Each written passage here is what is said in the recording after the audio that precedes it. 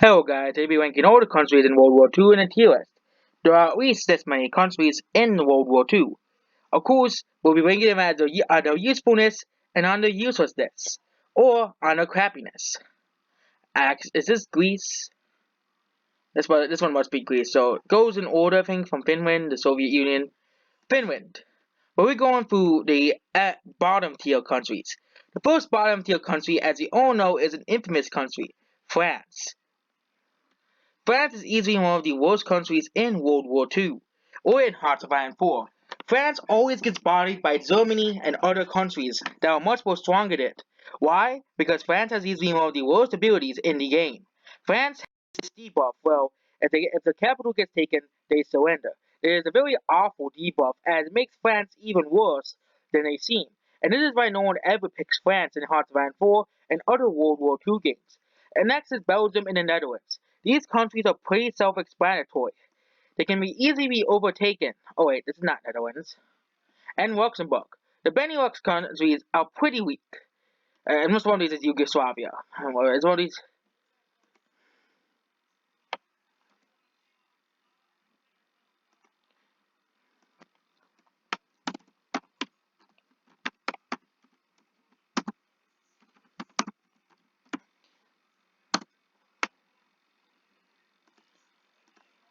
Okay, this one's Yugoslavia. But these two countries always got easily get bodied by much more stronger countries, which and also the colonies are not really helpful at all, as they couldn't really help in World War II. I gotta see it. The next country in F tier is Greece. No, not Greece. This must be Liechtenstein. Was Liechtenstein?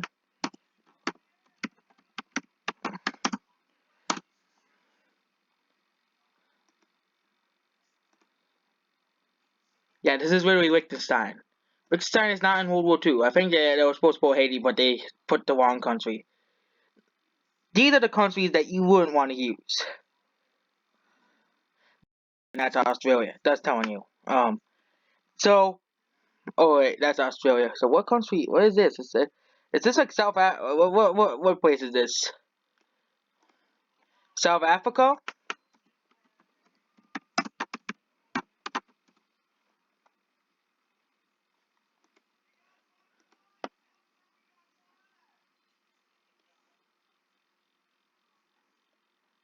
No, not that one.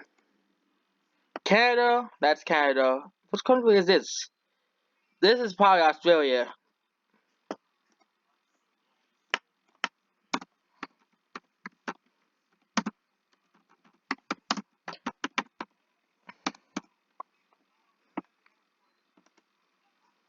Okay, this tells you. So South Africa, Union of South Africa. Do they have the flag for Canada? Oh, one of these must be British Wars. I think this one's British Wars. I remember now. Next in the F tier is Austria.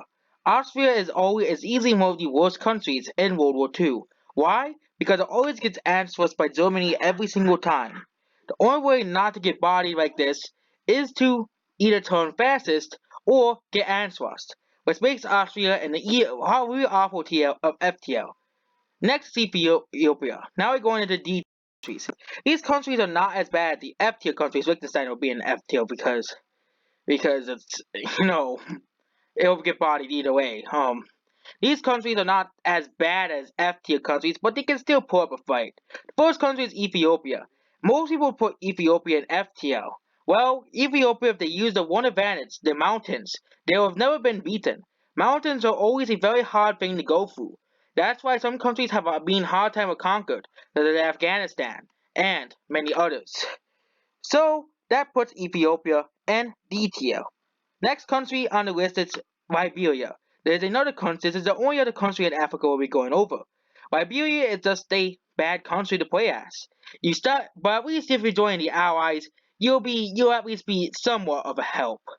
Oh yeah, Albania is FTL. They get annexed by Italy pretty easily. But next is Hungary. Hungary is another country in a leader position. It can try to take over Austria, but it always is supposed to be a puppet of Germany or Russia. There is no other way for Hungary to survive.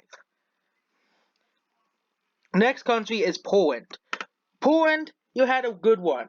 You used to be OP during the 1700s, during the Poland-Lithuanian Commonwealth era. But you're not the same as you used to be. Poland is one of the weaker countries in the world. Poland had a pretty small and also Poland, and of course you always get bodied by the bigger countries. That is just a fact of being Poland. And then, oh, is that Taiwan? No, that's China. Last is Greece. Greece it's another country that is pretty. Oh wait, next is Italy. You would think Italy would be higher, but Italy has many problems. First of all, they don't know how to manage their funds. Let's look at the African front for Italy. It's pathetic. And of course, look at how they lost Ethiopia in a matter of 2 years. Yeah. Two countries that were weaker than you at the time. No wonder why the Axis lost the war. They had to tell. At least it wasn't bad as France. Next is Sweden. Sweden is a country that did nothing during World War II, so no detail. They could have done something, but they did absolutely nothing. Next country is Romania, another country that was supposed to be, and Bulgaria, two more countries that were supposed to become a part of the Axis, but didn't really contribute much to the Soviet front. So we're going to put them at D tier. Now we're going to the C tier countries. These countries are not as bad as these other countries down here, but kind of in the middle of the road. First is Canada. Canada has a lot of land, and also is always allies of Britain at the beginning because of their colony. It's also very hard to invade Canada because it's very cold. Also, there's also the United States would probably protect Canada as well. But Canada doesn't really have that much people to defend itself. Canada's population is shockingly low. Same can be said with, same can be said of Australia. Australia suffers the same problems as Canada. Not many people really live in Australia. I can't blame them. It's not a really good place to live because of all the dangerous animals. But of course, Australia is home to their kangaroos, and also they have a lot of desert, which means they can use guerrilla warfare easily against any opponent. Next is Switzerland. Switzerland can't be in any other tier other than C tier. Switzerland is a neutral country, and of course Switzerland can use the mountains to defend themselves. But Switzerland only has around 5 million people in World War II. Next is Czechoslovakia. This country is C tier over Poland because at least they could have asked the Allies for help when Germany was in a much weaker position. But usually when Czechoslovakia asks the Allies for help, they can easily actually defend themselves from Germany pretty easily. Now going into the B tier up countries. These countries are except for Greece. You're C tier. Greece is also C tier. No, Greece is also D tier because they lost it. Greece is in C tier because they were mainly against the Italians until Germans showed up.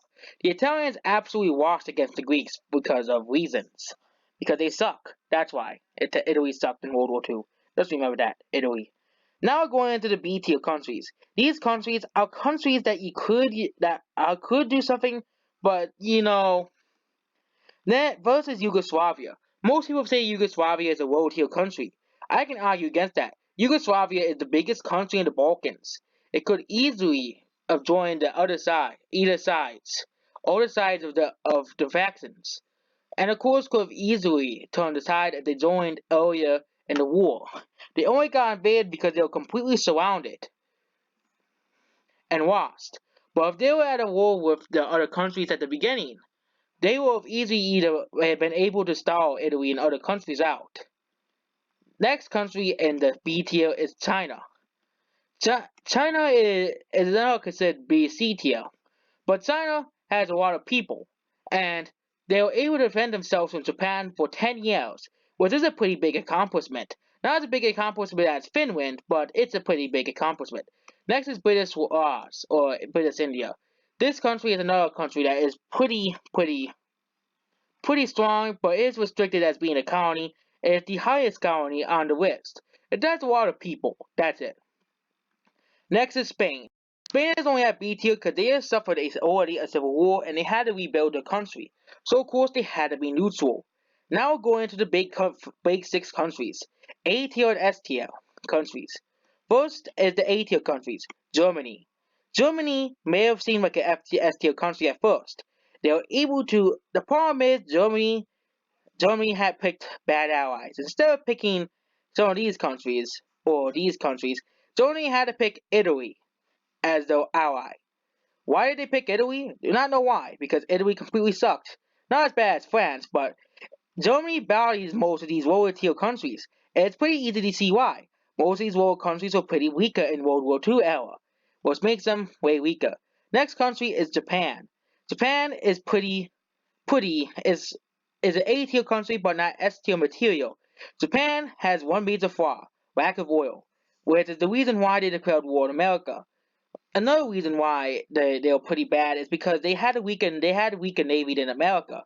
They had less people than America, and they're also fighting a war with China as well, and with Australia, which kind of made them even weaker. The Germany only had to fight the Soviet Union, but Japan they were trying to beat up too many fists at once. They were also fighting India at some point as well. And that's the problem with Japan, because Japan only had around 6 million people in World War II, which isn't enough for world domination. The last country you'll be surprised to see is Finland. Finland is easily secretly one of the strongest countries in the world. Finland was able to repel the Soviet Union in the Winter War for a few years. This is a very, very impressive achievement as well, because Finland never fought in a war before and never fought in a war since unless it's a NATO-involved war. And that what makes Finland A tier. Next is the UK. Most people would think UK is S tier, but they really aren't. Once UK is blockaded by someone, they aren't really able to get food because Britain is another country that is reliant on exports more than their own imports. Also, Britain also chooses just as bad allies as Germany and France. Then we have two countries that easily turned the tide in World War II. First is the Soviet Union. As we all know, Soviet Union was the problem with these other countries is that the Soviet Union. Remember, though, when Germany invaded the Soviet Union had one massive advantage: winter. Germany does not know how to deal with the winter, and also the Soviet Union were very determined to win the war, and they knew that losing the war would basically losing Russia in general. And that's basically what made, and of course, Soviet Union just basically did what Ethiopia sort of done to Italy, to Germany. They waited till winter, and basically defeated Germany, and that's how it is. And the other country is America. There is no surprise that both of these countries turned out to be superpowers after World War II. America has a lot of people in World War II, and right around 110 million people. America is was one of the largest countries and most impossible to invade countries. Mexico is a pretty weak neighbor, and Canada is pretty weak as well. Also, America had one of the biggest navies in World War II, and it was kind of like it was even more of a sleeping giant than China was. America was a massive industrial beast, basically could shrink out anything for the Allies, which basically spelled that doom for both Japan and Germany. The fact the United States was able to take on two countries at once is a big accomplishment, because most countries in two-front wars usually lose. But USA was able to do that pretty easily, and able to start a two-front war which caused both the Soviet Union and USA to beat Germany. Oh yeah, and also back in the Soviet Union, actually, before they landed in D-Day, Soviet Union was always starting to push back Germany in World War II, which proved that Germany was completely unprepared for the invasion. So that's the complete World War II tier list. It ranges from the awful, bad, these countries, the countries you never has, to the best countries in the world, the most best countries, and that's basically it. That's the World War II tier list. If you want me to do any other parts of history, more history tier lists, of course you could ask me to do more history tier lists, because it'll be pretty easy because there's many more tier lists of civilization out here. There's the empires tier list, there's the country tier list, the Africa tier list, and of course the empires tier list again, and many more. Now there's these certain era tier lists. And of course, Nathan's tier list as well. I guess here this is. I've got to see how many West countries are in here. Austria-Hungary is so bad it gets its own tier.